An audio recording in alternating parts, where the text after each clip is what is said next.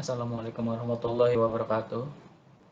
Perkenalkan, nama saya Marjan Sulaiman, semester 4 dari Universitas Bayangkara Jakarta Raya. Di sini saya akan menjelaskan tentang sistem servis desk laporan kerusakan perangkat pembelajaran Universitas Bayangkara Jakarta Raya.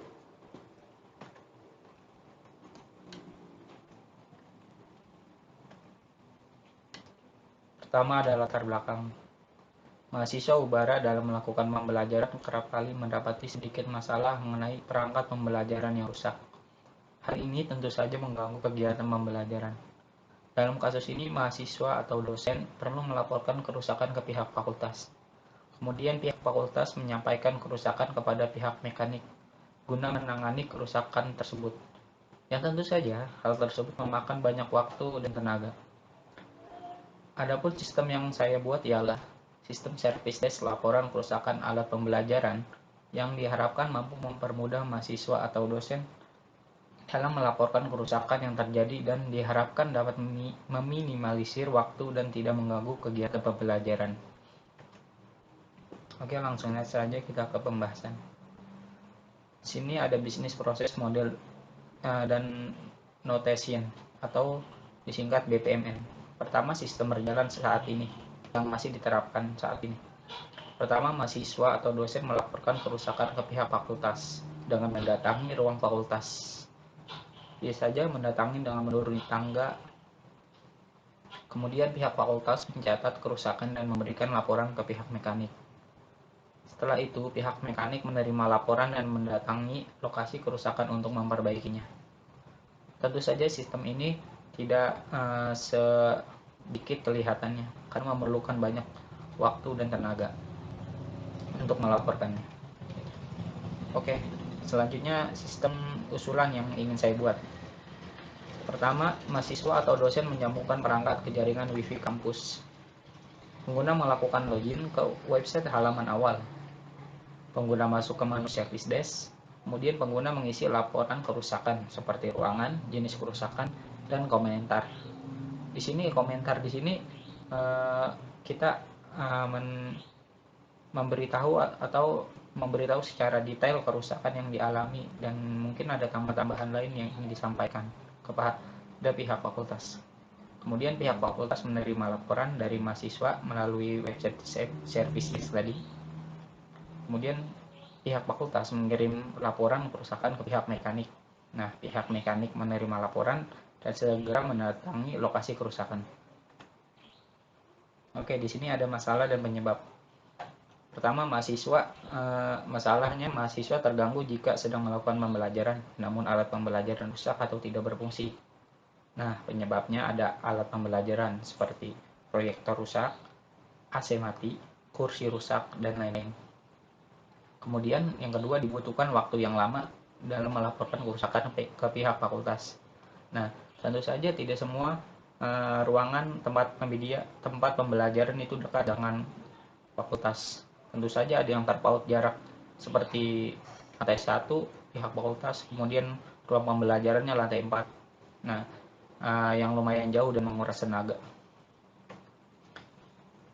Nah, ini adalah contoh sistem berjalannya. Gambar yang lebih detailnya seperti ini. Mahasiswa atau dosen mendapati kerusakan, terus melaporkan ke pihak fakultas, memberikan laporan ke mekanik, menerima laporan, kemudian memberikan laporan ke pihak mekanik, pihak fakultas, kemudian mekanik menerima laporan, kemudian pihak mekanik mendatangi lokasi kerusakan, dan kemudian memperbaiki kerusakan tersebut.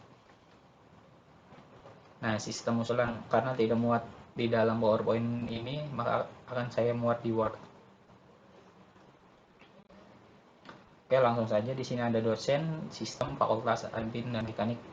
Di sini mahasiswa atau dosen mendapati kerusakan. Kemudian menyambungkan perangkat atau gadget ke jaringan WiFi kampus. Kemudian mengarah ke website kampus, melakukan login ID atau password di dalam sistem. Di sini di sistem menampilkan from login. Tentu saja jika mahasiswa atau dosen telah menginput ID atau password, sistem akan memvalidasi jika uh, user ID atau passwordnya uh, ada atau tidak. Jika ada, akan mengarah ke menu utama, dan jika tidak akan kembali ke from login. Setelah sistem akan mengarahkan ke menu utama. Setelah itu, mahasiswa atau dosen akan memilih service desk. Setelah memilih, maka sistem akan menampilkan from service desk. Nah, setelah itu mahasiswa diperintahkan untuk mengisi form laporan kerusakan. Setelah diisi, mahasiswa akan mensubmit. Nah, di sini sistem juga akan memvalidasi, karena tidak semua laporan itu bisa diterima oleh sistem. Biasa saja laporannya tidak jelas, seperti halnya tidak mengisi salah satu formnya, kemudian ada huruf atau yang tidak dikenali oleh sistem. Nah, jika laporannya valid, maka laporan akan terkirim, dan jika tidak, laporan tidak akan terkirim dan akan kembali ke menu from service desk untuk melakukan pengisian lagi. Nah, di sini jika laporan terkirim ke pihak fakultas, mahasiswa dapat login. Nah, kemudian di sini pihak fakultas yang sebelumnya juga sudah melakukan login. Di sini pihak fakultas setelah melakukan login, nah seperti tadi mahasiswa atau dosen, sistem juga akan memvalidasi. Namun di sini hanya ada menu utama yang berisikan notifikasi untuk menerima laporan. Nah, di sini menerima laporan, pihak fakultas menerima laporan, kemudian memeriksanya. Nah, di sini fakultas juga memverifikasi atau memvalidasi laporannya, karena bisa saja laporannya sudah dibuat oleh orang lain atau tidak jelas. Nah, jika laporannya di ACC atau laporannya valid, nah pihak fakultas akan memberikan laporan ke pihak mekanik, dan jika tidak, maka sistem akan memberitahu mahasiswa atau dosennya laporannya tidak diterima. Nah, di sini jika diterima, pihak mekanik akan menerima laporannya yang tadi dikirimkan oleh pihak fakultas. Setelah itu, setelah selesai, pihak fakultas dapat log on. Nah, kemudian pihak mekanik mendatangi lokasi sesuai laporan dan memperbaiki kerusakannya. Oke, kembali ke PPT. Kemudian ada use case. Nah, di sini di dalam use case, pengguna yang berisikan mahasiswa atau dosen login, begitu juga dengan pihak fakultas. Di sini pengguna menyambungkan perangkat atau gadgetnya ke jaringan wifi kampus, dan tentu saja sudah termasuk atau melakukan ID atau passwordnya. Kemudian jika telah melakukan login atau memasukkan ID dan password, akan diarahkan ke dashboard yang terdapat dua menu, yaitu SIA Ubara dan Service Desk. Nah, kemudian jika di sini pengguna ingin melaporkan suatu kerusakan, maka pengguna akan memilih menu Service Desk. Di sini juga sudah include ada profil user. Nah, setelah memilih menu Service Desk, sistem akan memberikan form laporan kerusakan yang penggunanya untuk mengisi jenis laporannya, seperti ada ruangan, ya, tempat kerusakan, kemudian ada jenis kerusakannya, mulai dari AC mati, proyektor mati, ataupun kursi rusak. Kemudian ada kolom komentar yang berisikan kerusakannya secara detail atau lebih spesifik lagi. Setelah selesai, pengguna akan mengirimkan laporannya. Setelah itu, pihak fakultas akan menerima laporan, kemudian pihak fakultas akan memverifikasi laporan lagi, dan setelah melakukan verifikasi, fakultas akan mengirimkan status laporannya, apakah laporannya diterima atau tidak diterima, yang akan ditampilkan di notifikasi status laporan yang akan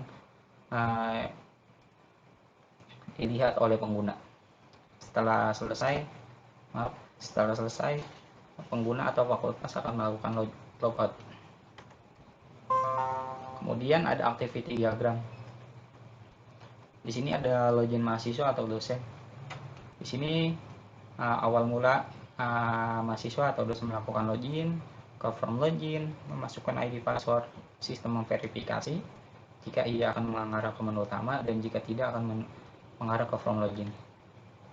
Kemudian ada login fakultas, sama seperti login mahasiswa atau dosen. Di sini dari awal dia melakukan login, form login, masukkan ID password, sistem akan memverifikasi iya atau tidak. Jika iya ke menu user, jika tidak akan kembali ke form login. Nah, di sini ada menu service desk dan pembuatan laporan.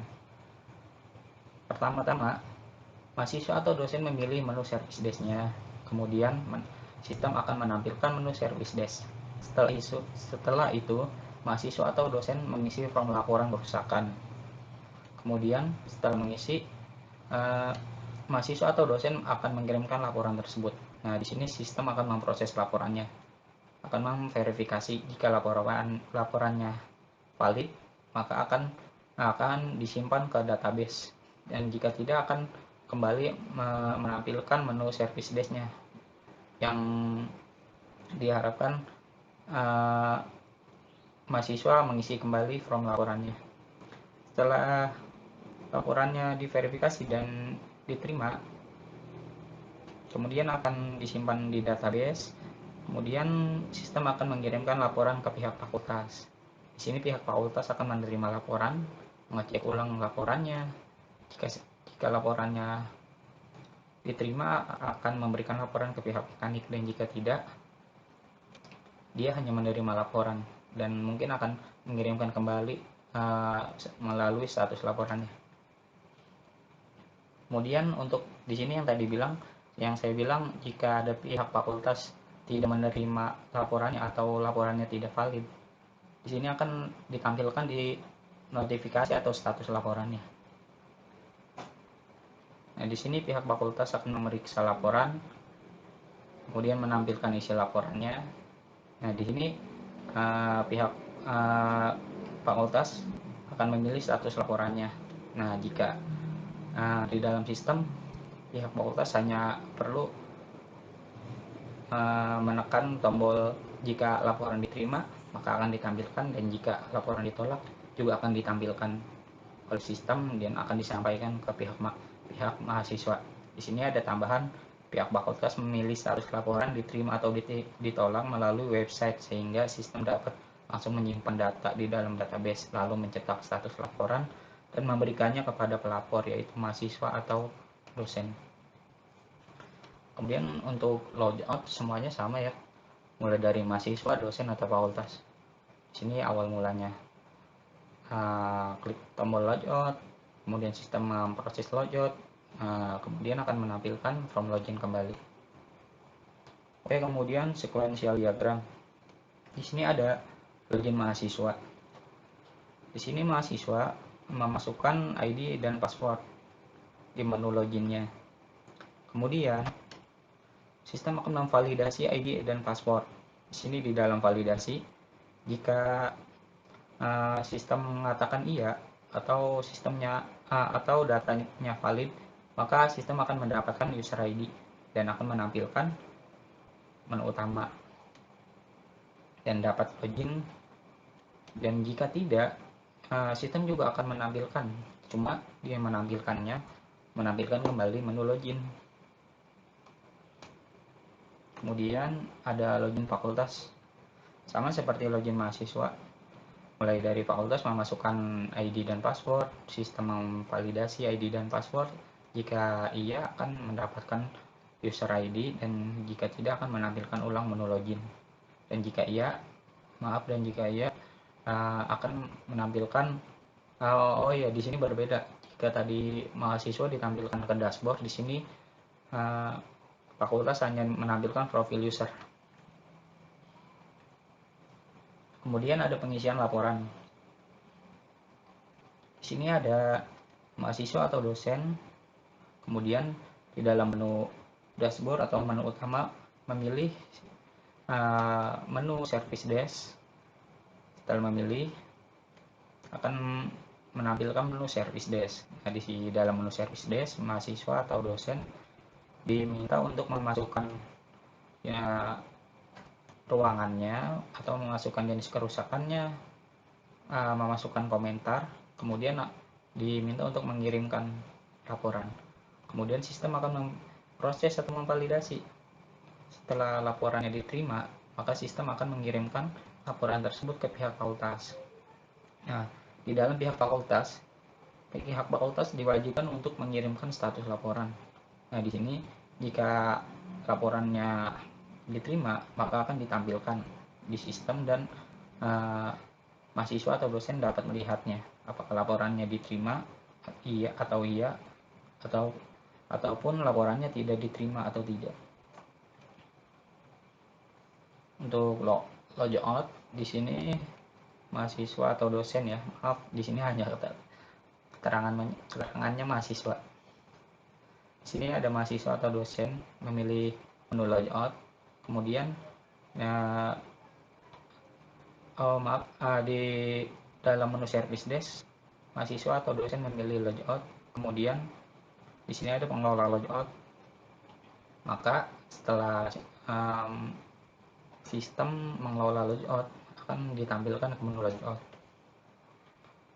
Di sini sama sih untuk pihak fakultas akan memilih logout pada profil. Cuma di sini tidak di menu service deh, tapi di profil user.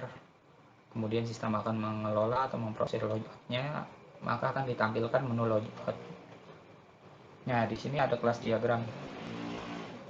Pertama-tama di sini ada mahasiswa yang terdiri dari varchar. Di sini saya menggunakan 50 karena tentu saja banyak nama mahasiswa yang panjang.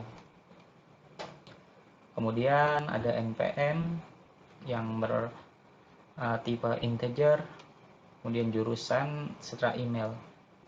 Kemudian di sini ada dapat menyimpan, mengedit, mendelete ataupun mengupdate. Kemudian ada pihak fakultas yang terdiri dari nama petugasnya, ID pegawai, email, nomor telepon. Sini kemudian ada dosen yang terdiri dari nama yang bertipe data varchar, kemudian ID dosen yang bertipe data integer, kemudian ada email yang bertipe data varchar. Kemudian di sini ada login yang tentu saja jika pada menu login hanya terdiri dari ID yang bertipe data string dan password bertipe data integer.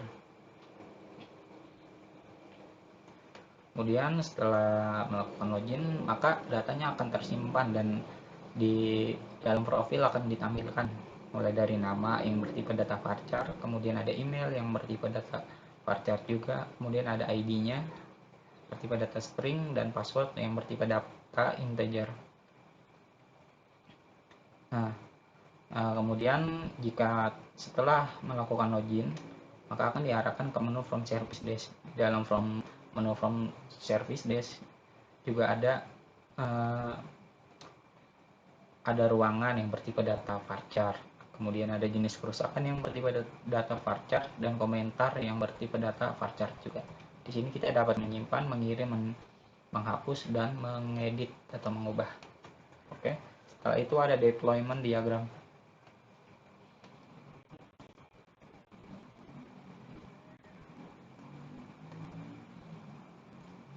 Oh, maaf.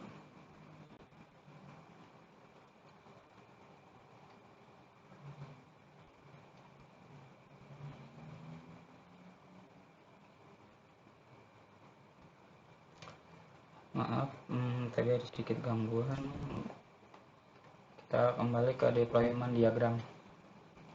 Oke, di sini ada aplikasi server yang telah saya buat yaitu sistem service desk. Nah, di sini saya menggunakan Java Database Connectivity yang artinya saya menggunakan bahasa pemrograman Java untuk mengkoneksikan setiap program, setiap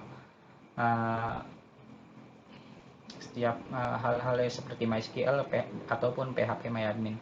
Di sini saya juga menggunakan XAMPP yang terdiri dari Apache, MySQL, dan database service desk yang dibuat menggunakan MySQL.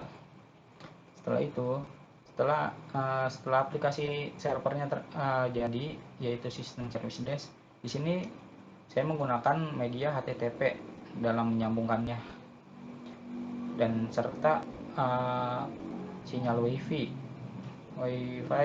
untuk menyambungkannya juga, yaitu menggunakan perangkat gadget atau komputer yang harus tersambung melalui jaringan WiFi kampus. Di sini ada personal komputer yang berperan sebagai klien. Di sini juga gadget atau smartphone milik pihak mahasiswa atau dosen. Kemudian ada state matching diagram. Nah, di sini ada state matching diagram login. Pertama, sistem tentu saja akan idle atau berdiam, menunggu objek atau mahasiswa atau dosen atau pihak fakultas memasukkan username atau password. Nah, setelah memasukkan username atau password, maka sistem akan melakukan login dan memverifikasinya apakah valid ataupun tidak valid, dan jika valid akan mengarah ke menu pilihan yang terdiri dari siaubara ataupun service desk. Jika tidak valid, maka akan kembali ke menu login. Di sini pengguna dapat memilih menu, yaitu memilih siaubara, kemudian memilih sistem service desk. Karena di sini mahasiswa ingin melaporkan kerusakan, maka akan memilih sistem service desk, kemudian melakukan logout. Kemudian ada state matching diagram pengisian form laporan. Nah, di sini objek mendapati kerusakan. Kemudian setelah itu sistem akan menunggu objek memasukkan form kerusakannya.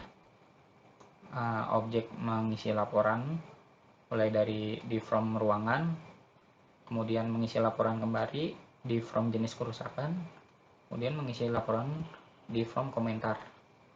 Kemudian jika telah mengisi setiap form, maka ada menu kirim. Jika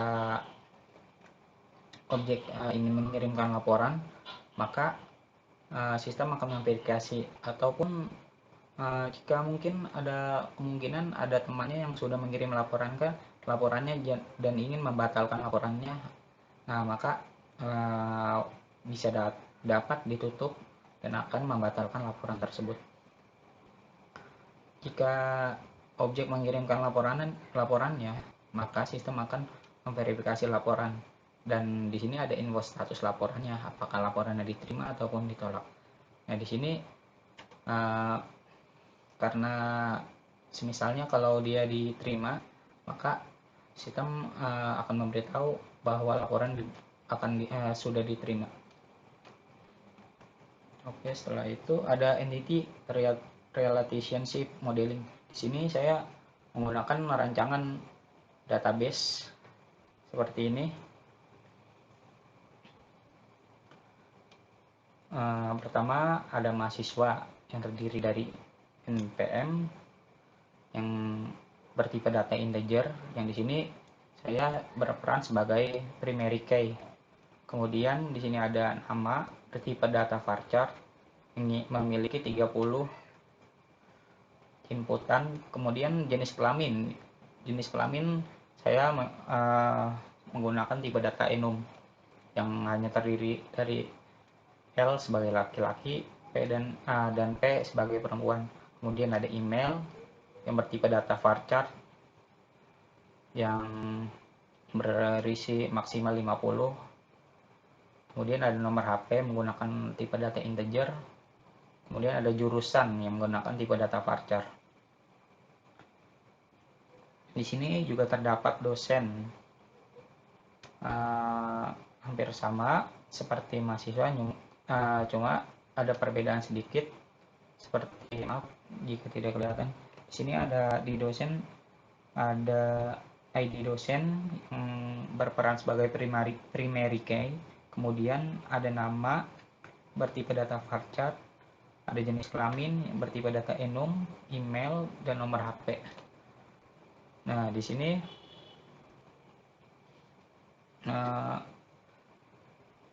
mahasiswa dalam membuat laporannya, di sini ada kode laporan yang berperan sebagai primary key, kemudian ada ruangan yang bertipe data varchar. Nah, di sini ada jenis kerusakan yang bertipe data enum. Itu kita dapat memilih mulai dari AC mati, kursi rusak, atau proyektor rusak. Di sini juga ada kolom komentar.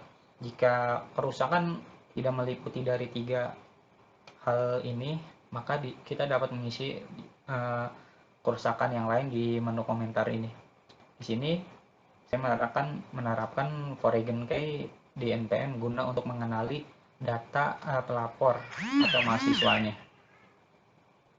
Kemudian di sini ada ID pegawai yang juga saya pakai di foreign key dari pihak fakultas guna untuk mengetahui siapa penjaga atau admin yang sedang login di pihak fakultas.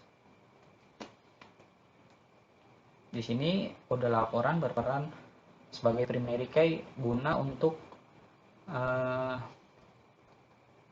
memberi jadi maksud saya itu setiap laporan tuh memiliki nama, yang setiap laporan memiliki nama atau jenis yang berbeda. Semisal ini laporan 01. Kemudian di sini ada lagi membuat laporan 02, laporan 03.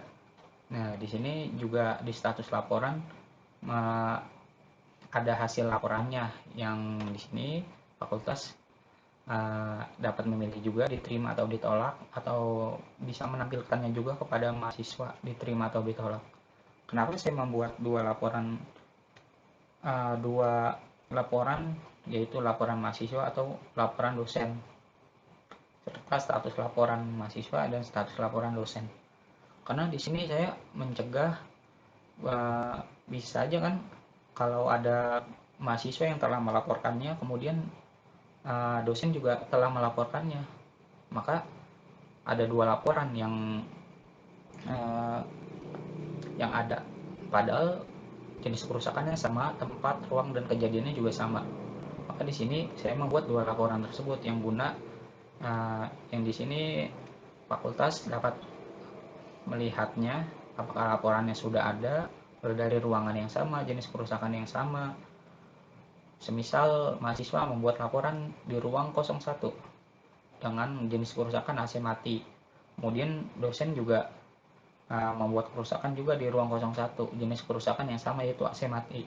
Nah, di sini peran fakultas adalah memverifikasi laporannya.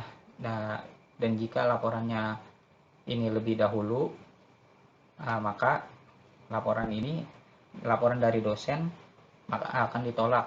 Yang diterima adalah laporan mahasiswa. Begitu juga sebaliknya, jika laporan dosen terlebih dahulu diketahui oleh pihak fakultas, maka laporan mahasiswa akan ditolak atau tidak diterima. Maka laporan dosen akan diterima. Di sini peran ID pegawai berguna untuk tadi ya yang saya bilang, guna mengetahui siapa yang menjaga atau memegang admin di pihak fakultasnya. Kemudian di sini saya telah merancang interface dari website sistem service desk-nya, mulai dari menu login ya memang simple. Di sini ada yang tadi saya bilang input username yang bertipe data string atau varchar, kemudian ada password yang bertipe data integer. Kemudian sistem juga dapat menyimpan passwordnya atau akunnya jika telah melakukan login, atau di sini bisa melakukan pengamanan akun kembali dengan semisal kalau pengguna lupa password. Kemudian Di sini ada menu dashboard. Di dalam menu dashboard, jika sudah melakukan login tadi, maka pengguna, mahasiswa atau dosen akan diarahkan ke menu dashboard, kemudian ke home. Di sini ada dua menu. Pertama, ada sistem informasi akademik atau SIA. Kemudian ada menu service desk. Nah, karena di sini kita akan melakukan laporan kerusakan, maka kita akan memilih sistem service desk. Kemudian ada menu service desk. Di sini ada menu service desk. Di sini akan ada perintah silakan isi form laporan kerusakan di bawah ini. Nah, di sini yang tadi saya bilang, di sini ada ruangannya. Di sini kita dapat menginput ruangannya. Semisal ada ruangan R01, kemudian ada lagi R02. Pengguna dapat menginput. Di sini yang tadi saya bilang, karena di sini saya menggunakan enum, maka pengguna atau user dapat memilih jenis kerusakannya, mulai dari AC mati, kursi rusak, atau proyektor rusak. Di sini ada kolom komentar yang memberikan tambahan yang lebih spesifik lagi mungkin. Nah, setelah laporan semua selesai, maka tinggal kirim. Setelah dikirimkan, nah di sini tidak sampai di situ. Di sini ada menu status laporannya. Nah, di sini sistem akan memberitahukan atau menampilkan pesan laporan telah diterima, silakan tunggu. Nah, di sini ada jenis laporannya, mulai dari tadi laporan 01 pihak teknik informatika, semisal seperti itu. Kemudian ada keterangan waktunya, mulai dari hari, jam, menit, tanggal, pokoknya. Nah, di sini yang pentingnya tuh di sini akan ada status laporannya. Misalkan mengirimkan, maka di sini dapat berubah, nanti bisa jadi diterima, kemudian laporan diterima, laporan ditolak. Nah, gunanya status laporan tuh di sini yang pentingnya tuh, karena guna untuk mengetahui jenis laporan kita apakah diterima atau tidak diterima. Nah, kesimpulan dari sistem ini ialah mahasiswa atau dosen serta pihak fakultas dimudahkan dalam menangani di saat ada kerusakan, serta mudah dalam menggunakan sistem ini, sehingga dapat menghemat waktu, tenaga, dan tidak mengganggu kegiatan pembelajaran karena dapat diakses menggunakan perangkat gadget maupun komputer dalam penerapannya. Saya pikir itu saja yang sudah saya jelaskan, kurang lebihnya mohon maaf. Terima kasih atas perhatiannya. Wassalamualaikum warahmatullahi wabarakatuh.